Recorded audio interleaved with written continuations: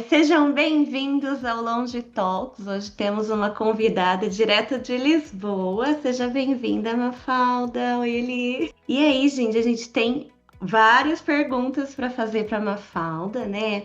Antes, Mafalda, eu queria que você falasse um pouquinho, quem é a Mafalda, mas assim, não a profissional, a Mafalda enquanto pessoa. Bom, a Mafalda, enquanto pessoa, mistura-se há aqui uma parte que se mistura com a parte profissional, porque quando eu vos disse que eu sou uma apaixonada pela longevidade, eu sou claramente uma apaixonada pela longevidade a nível profissional ou pessoal, porque a longevidade também reflete muito aquilo que eu sou.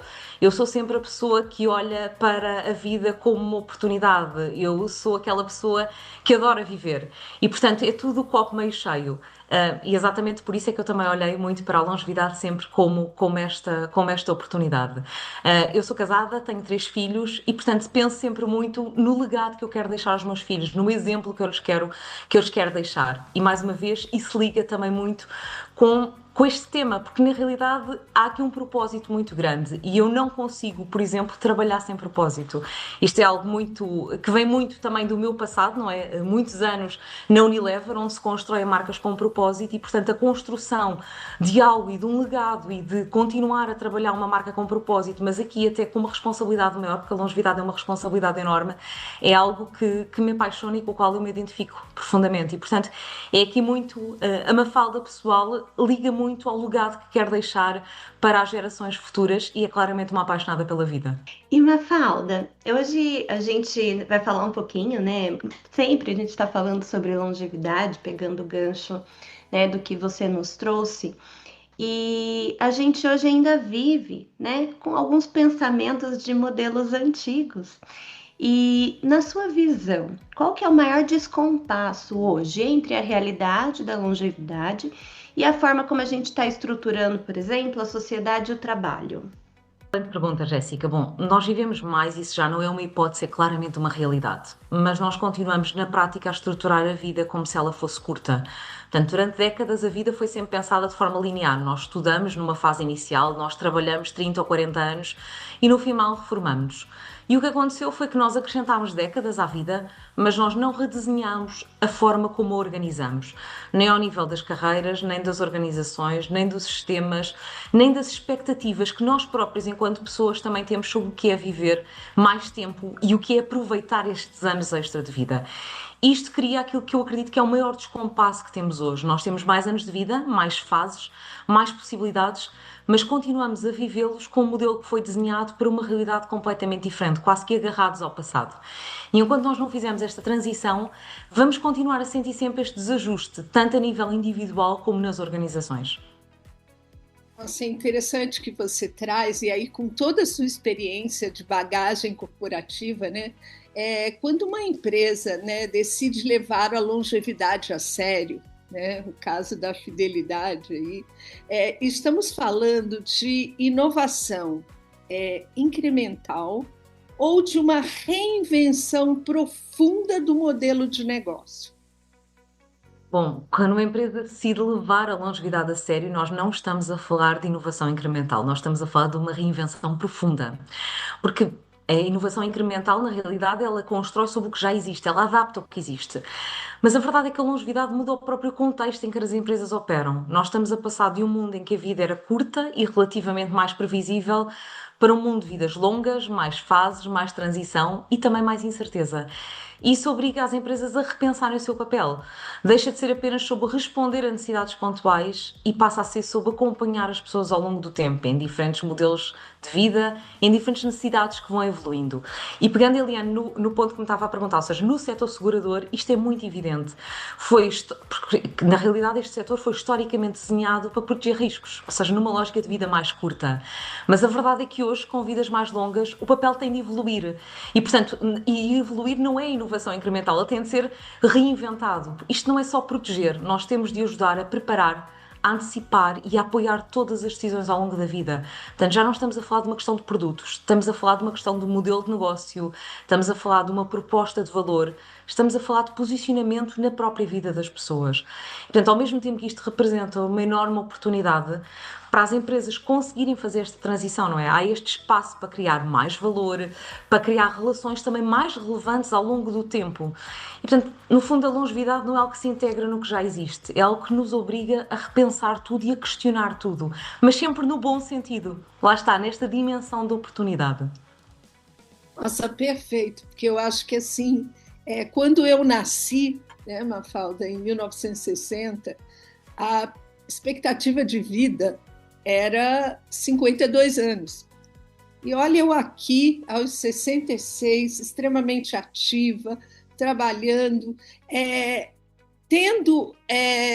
modificando até o meu repensar de longevidade, que eu tive que realmente desconstruir para construir uma nova evolução de longevidade, e principalmente entender que eu mudei as carreiras, a minha carreira deixou de ser linear, eu mudei completamente, saí de um quadradinho que era trabalhar de um jeito para trabalhar de outro, e hoje faço trabalhos intergeracionais que eu vejo que é o futuro, é exatamente o que você trouxe. E aí, nesse sentido, né, já falando de linearidade, o que você acha assim hoje em relação? Será que as carreiras elas vão continuar lineares? Isso vai ter, né, exige apenas uma adaptação, uma mudança de identidade dessas pessoas em relação ao trabalho? Como é que você enxerga isso, Mafalda? Bom, eu até pegaria nas palavras da Eliane e diria que me parece que existe mais do que uma adaptação, exige uma mudança até de identidade. Porque a verdade é que durante muito tempo nós definimos muito por aquilo que fazemos, não é? A nossa profissão, o nosso percurso, a ideia de uma carreira única ao longo da vida, e estávamos a falar há pouco sobre isso, sobre o entrar na dor e o sentirmos um pouco perdidos. Mas a verdade é que num contexto de longevidade isto deixa de fazer sentido, porque se nós vamos viver mais tempo, então vamos inevitavelmente ter mais fases, mais transições, mais momentos de reinvenção. Isto significa que nós também não podemos continuar a construir nossa identidade à volta de uma única função e de um único percurso. Lá está, a dar oportunidade para os outros percursos que vão existir. E, portanto, se calhar a grande questão deixa de ser apenas o que é que eu faço e passa a ser quem é que eu sou ao longo do tempo e como é que isto evolui. E isso acredito que muda profundamente a relação com o trabalho. O trabalho deixa de ser algo fixo e passa a ser uma das expressões da nossa identidade, que pode mudar, adaptar-se e reinventar-se ao longo da vida. E isto também exige uma preparação diferente. E aqui não falo só ao nível das competências, mas também à forma, sobretudo, como nós nos vemos a nós próprios. Porque lá está, a longevidade não é só viver mais tempo, é nós também sabermos viver estas várias fases, as várias versões de nós próprios dentro de uma mesma vida, só que a vida é cada vez mais longa. Isto, longe de ser um problema, é uma oportunidade de evoluirmos, nos reinventarmos, de construirmos percursos mais ricos e também mais alinhados com aquilo que somos ao longo do tempo, não é? Com aquilo que somos e que vamos sendo, porque nós também vamos evoluindo. Portanto, na realidade, ou seja, tudo isto também muda a forma como nós não só olhamos para nós próprios, mas também olhamos para o nosso propósito e para a nossa realização, o tal pilar do self, esta realização pessoal. Isto deixa de ser definido apenas uma vez, vai estando ajustando ao longo da vida, à medida que nós também vamos evoluindo e vamos mudando. Disruptura, né? Traz uma disruptura do que a gente aprende. Então, eu acredito que ainda para gerações minhas e anteriores, talvez traga até certo desconforto, porque a gente foi ensinado e doutrinado que é uma profissão, você entra e você faz aquilo a vida inteira. Então, quando você se vê fazendo outras coisas, isso pode trazer até muitos autoquestionamentos de será que eu tô perdida ou não? E aí vem aquela questão, né, fica aquela bagunça, meu Deus, mas eu trabalhava com isso, eu já tô trabalhando com aquilo, e assim, parece que não tem um foco, entre aspas, né?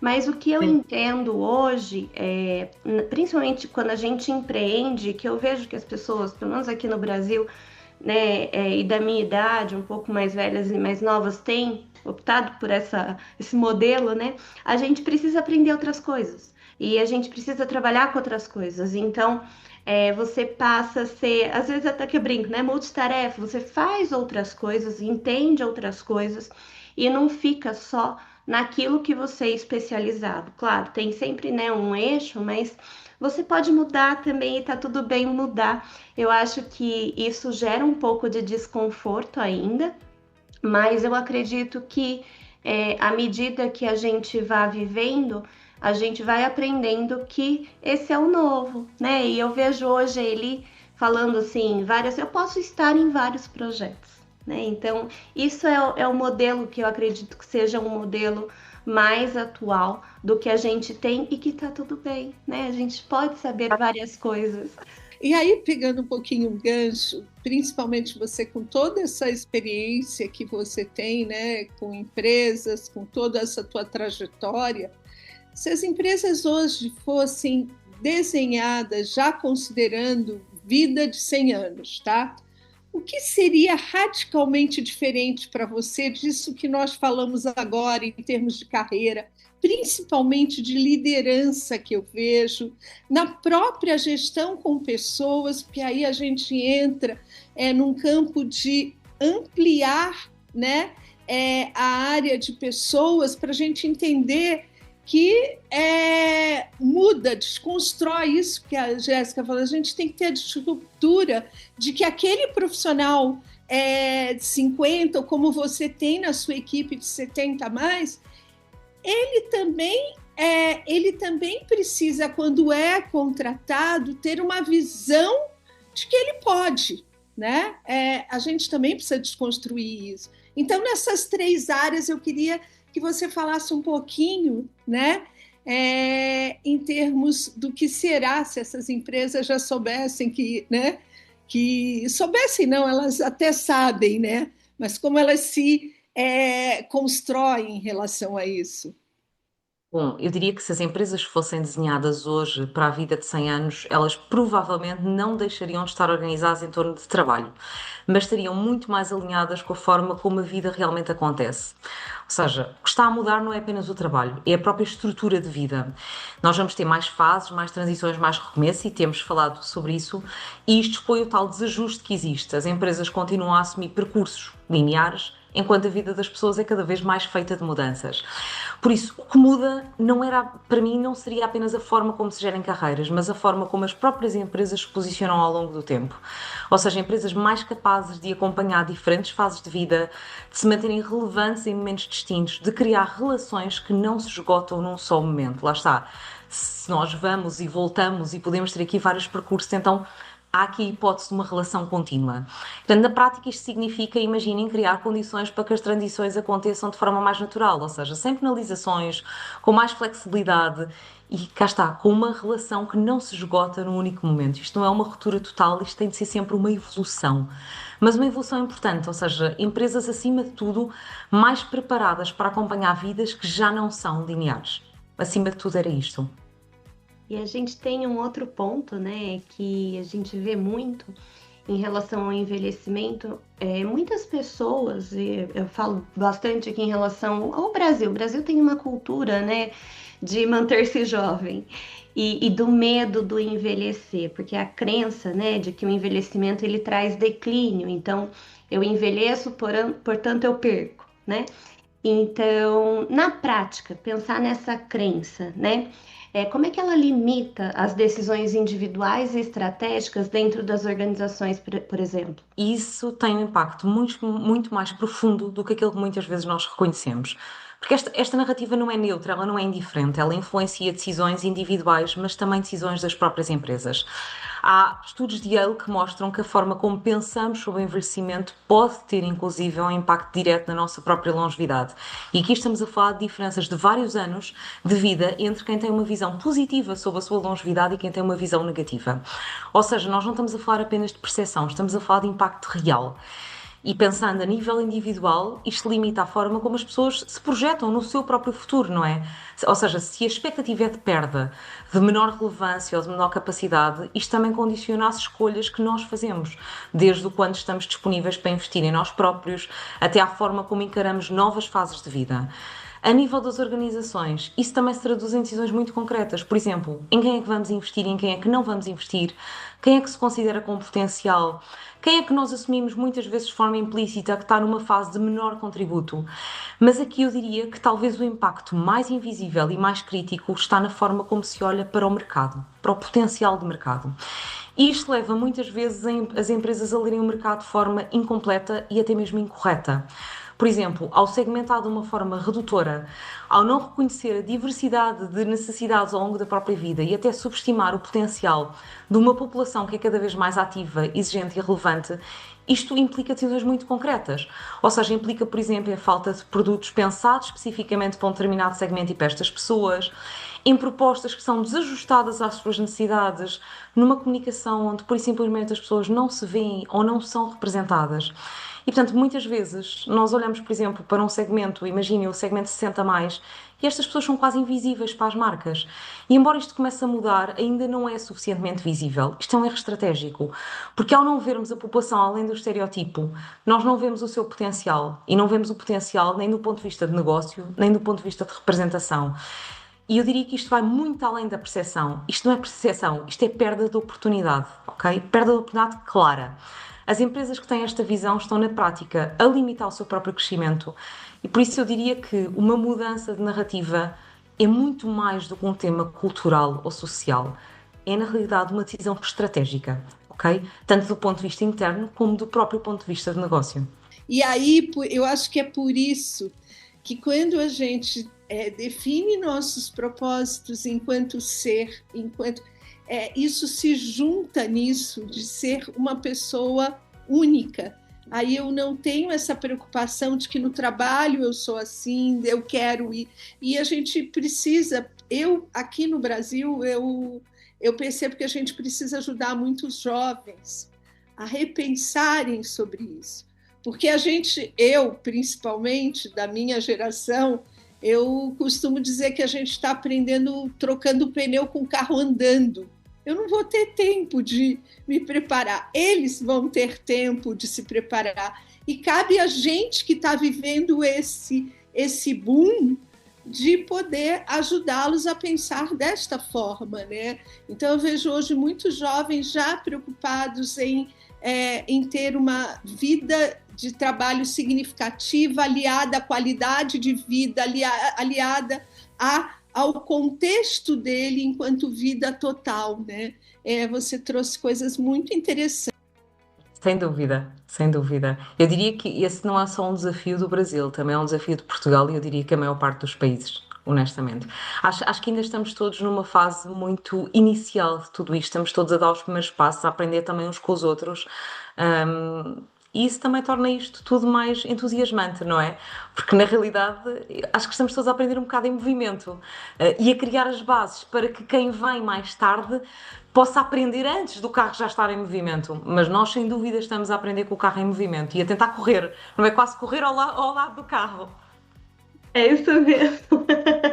Acho que é uma das questões que nos deixa, nesse sentido, todos lineares em relação à aprendizagem desse novo, né, dessa questão que é a longevidade, que é esse viver mais. E a nossa busca agora é ao viver mais com qualidade, né? E hoje, né, você já trouxe aqui em vários momentos, acho que a sua fala é muito expressiva em relação ao seu posicionamento quanto à longevidade e ao seu amor por isso. A gente tem um papel, né? Aqui eu estou dizendo, nós três temos um papel de ajudar esta transição, tanto os profissionais quanto as empresas. Esse passa a ser o nosso papel, tanto com a informação, quanto o consumo, quanto na gestão de pessoas.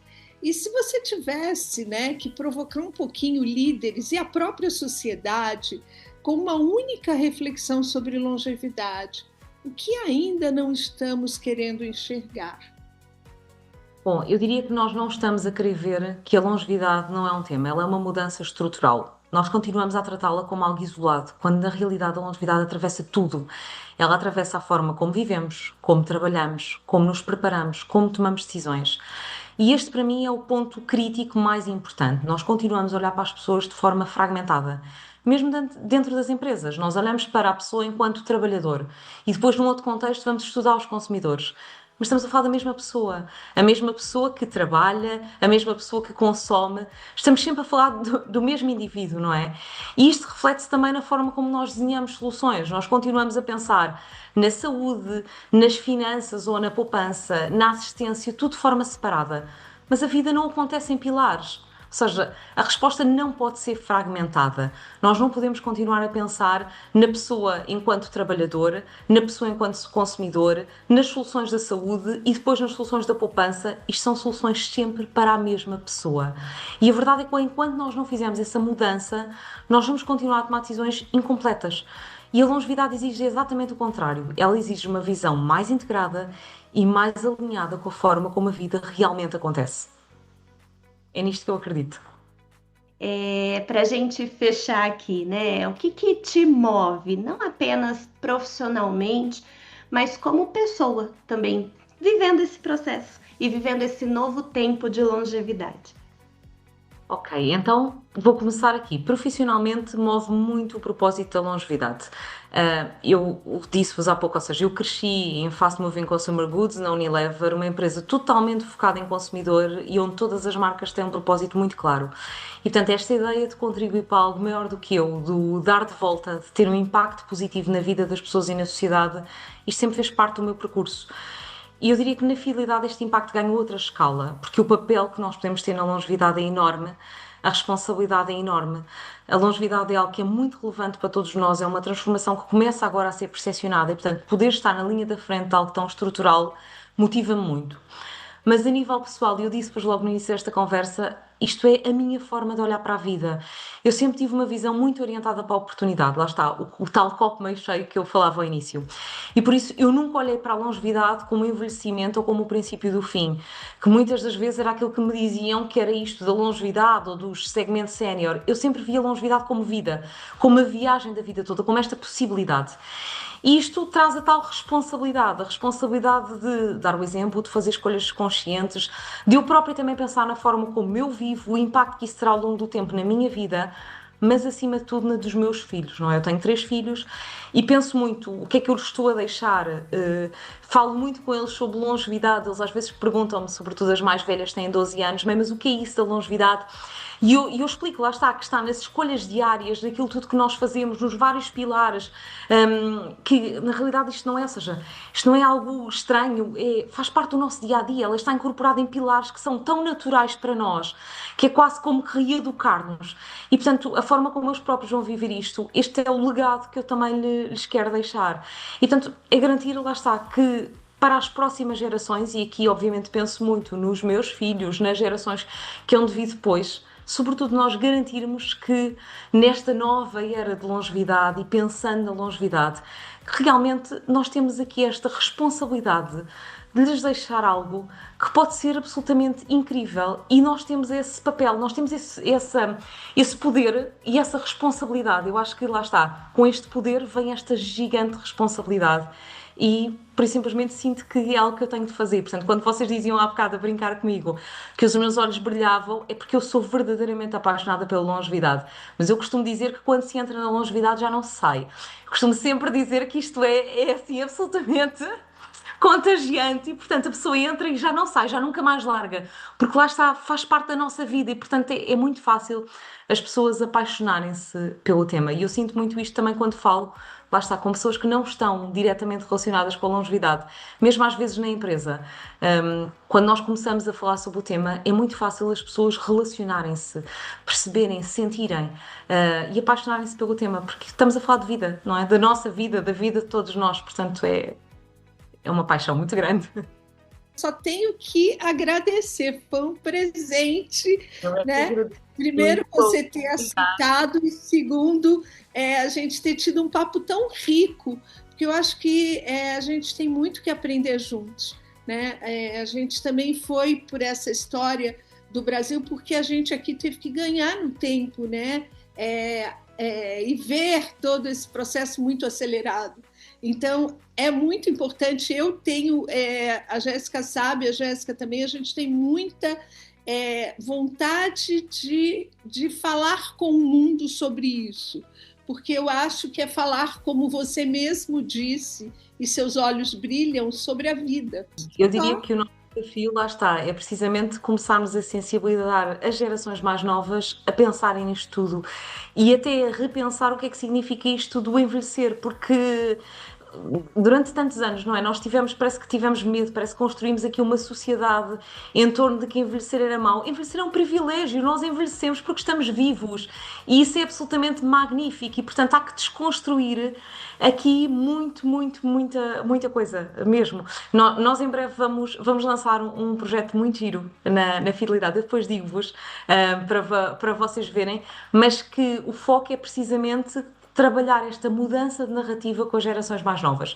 Portanto, eu depois também vos digo, olhem, e obrigada, foi uma ótima oportunidade, adorei a conversa e tenho de vos confessar uma coisa, que eu tenho um carinho muito grande pelo Brasil. O meu marido é luso-brasileiro, é da Bahia, os meus filhos são luso-brasileiros e, portanto, eu tenho o maior carinho sobre o Brasil e, portanto, confesso, quando vocês me desafiaram, achei que era super interessante fazer isto para um país que me é tão querido e que é quase uma segunda casa. Pronto, tanto só para